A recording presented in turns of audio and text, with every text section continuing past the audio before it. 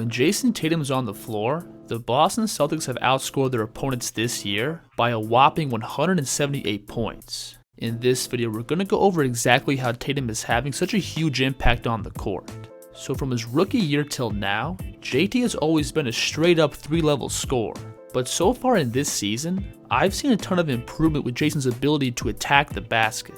So far this year, Jayson is shooting a career best 66% at the rim, and a lot of that points to Tatum's much improved strength. Into the paint, the shove off and the finish. Jayson with the ball this year has been much more stable, being able to maintain balance on drives while dealing with physical defense.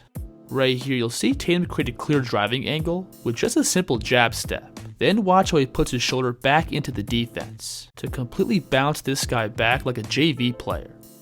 Now because Jayson is a lengthy 6'8" ball handler, he's commonly defended by shorter and more aggressive guards. And in the past, he's for sure had some issues with smaller defenders who can get underneath him and speed him up into turnovers. But today, Jayson has developed a system off the dribble for dealing with these shorter and more aggressive defenders.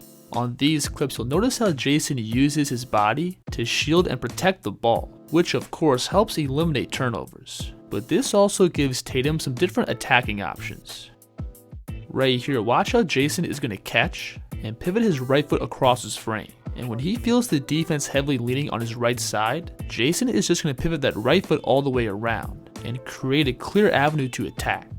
Now Jayson being able to protect the ball off the dribble also allows him to more effectively read the floor. Right here, you'll again see Jayson using his body to shield the ball. And from this spot, notice how he's reading this help defender. And as soon as he turns his head and rotates down, Jayson is going to immediately attack into this gap.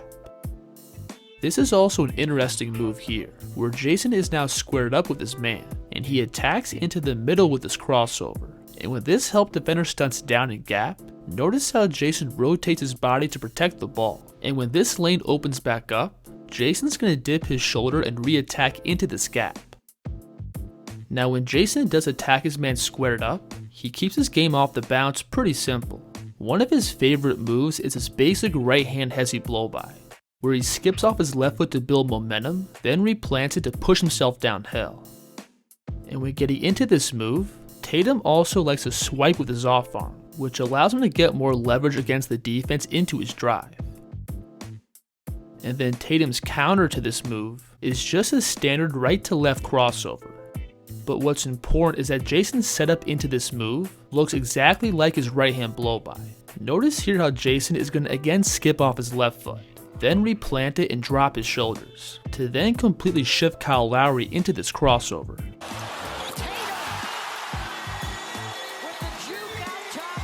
Now Tatum has pretty much always had the ball on a string, but when you pair that sticky handle along with Jayson's improved strength, you have a player that can pretty much get downhill it well, because Jayson can use his handle to get his man on his hip, then use that strength to keep his driving line.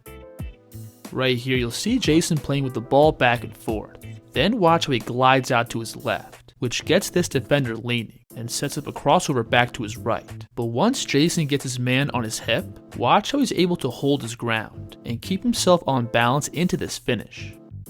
And what I also love is that Jayson is beginning to blend his ability to protect the ball into his bag of moves off the dribble.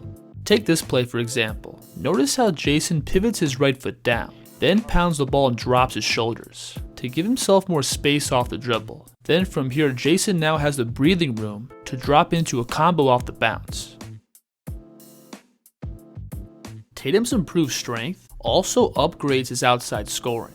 Now Jayson's always been able to generate mid-range jumpers with his height and high release point, simply being able to work his man down to spots, then get into these Kobe-like turnaround jumpers.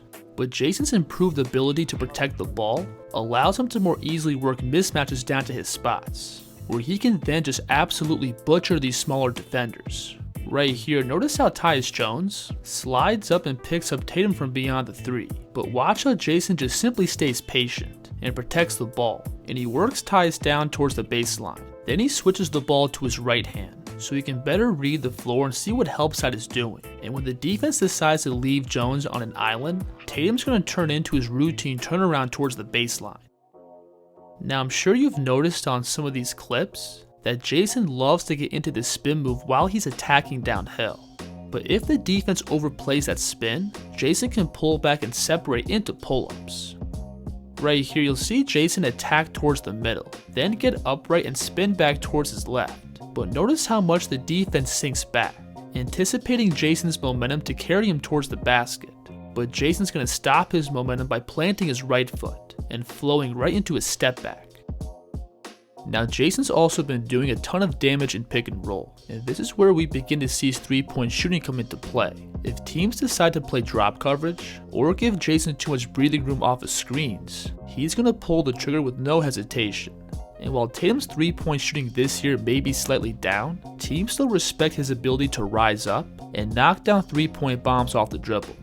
Right here you'll notice how Tobias Harris is heavily playing Tatum on his left side in an attempt to keep him away from the middle of the floor, but watch how Horford just simply flips the screen, so Tatum can cleanly come off towards his right hand. But from here, notice how Embiid is sagged well behind the 3, which turns this into a routine pull-up for Tatum. Now because defenses respect Jayson as an outside scoring threat, they tend to throw more aggressive coverages at him, which then unlocks new ways for Jayson to attack downhill. And because Jayson has the ability to both shoot from the outside and attack the basket, he's really tough to deal with an open pick and roll. Sure. Yeah, he plays a lot of minutes too. On this play, you'll notice how this big is caught between not giving up a 3 and also not getting blown by, and Tatum easily breaks him down with a simple in and out. Then he protects the ball with his body as he gets to this reverse.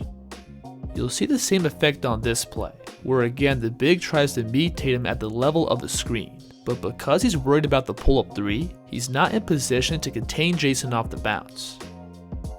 Now defensively, it's also way harder to contain someone the further they are from the basket, and Jayson being able to pull defenders up well beyond the 3 makes him really tough to deal with even for the best wing defenders. Right here, watch how Jaden McDaniels is trying to pick up Jayson 40 feet from the basket, and all Jayson is going to do is chop his feet and plant his outside foot, which then causes Jaden to sit back and run into the screen, which now gives Tatum a clear runway to explode into. Look at this play. You'll see McDaniels here picking up Jayson at half court, and when Jaden shoots under this pick, notice how he's now way out of position, and Tatum from here can just simply attack and slam the brakes to separate for a pull-up. Now because Jayson is a real 3-level scoring threat, he gets consistent playmaking opportunities whenever he's operating with the ball. And I think Jayson's improved strength and ball security has massively upgraded his ability to read the floor.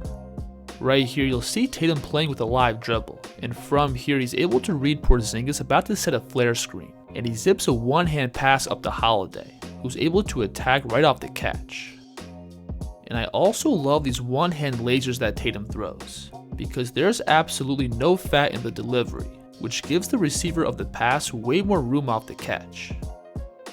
This dime here is tough, where off the dribble Tatum whips this left-hand pass around the defense's length, and it hits Jaylen Brown right in his shot pocket, so he can smoothly rise up. Now one area of improvement I do see for Jayson is his ability to handle double teams.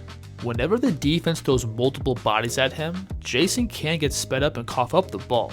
And from what I see, I think Jayson needs to get a little better at absorbing the double, instead of panicking with his dribble or trying to rush a pass out of it. I would also like to see Jayson get rid of these lob passes, which I think he habitually throws way too much.